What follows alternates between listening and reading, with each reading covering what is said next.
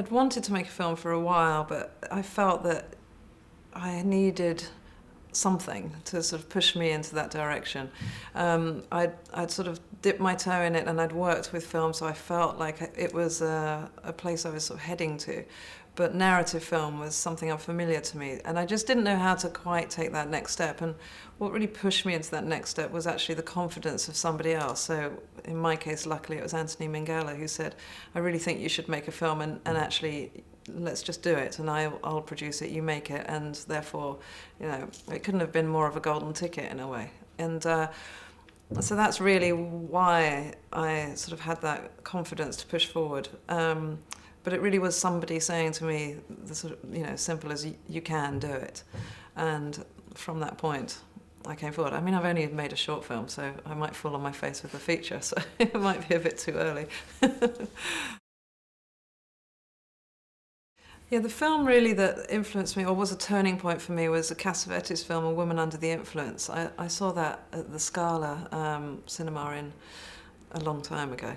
But it was I used to go to cinema all the time, but that was the first time I watched a film that it sort of shifted and redressed my life in a sense, and completely shifted my balance. And I think when great films do that to you and really sort of undermine you in a way, it's a strange sense of suddenly your life's built on quicksand.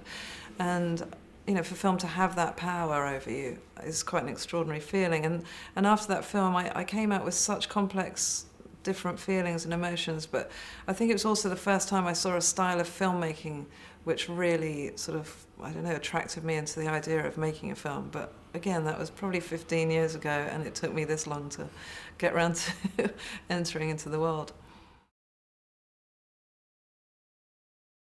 I think the best advice to give to somebody who wants to make film is that absolutely then, if that's what you want to do, it's very, it's hard advice and good advice that someone gave me. It's just that you have to follow it, and you have to get guidance from the right people, and not give up. And I don't know, it's one of those ones where I feel that you have to just kind of completely shut out the world and focus and push forward no matter what.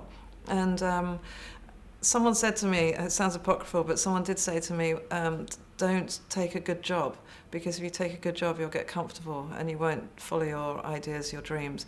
Take a sequence of jobs, and that way you'll always keep your goal in mind. And that's what I did.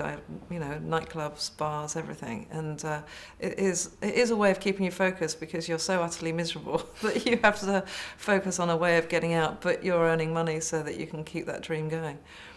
That's a practical piece of advice. And then anything else from that, I think, is something that comes from inside.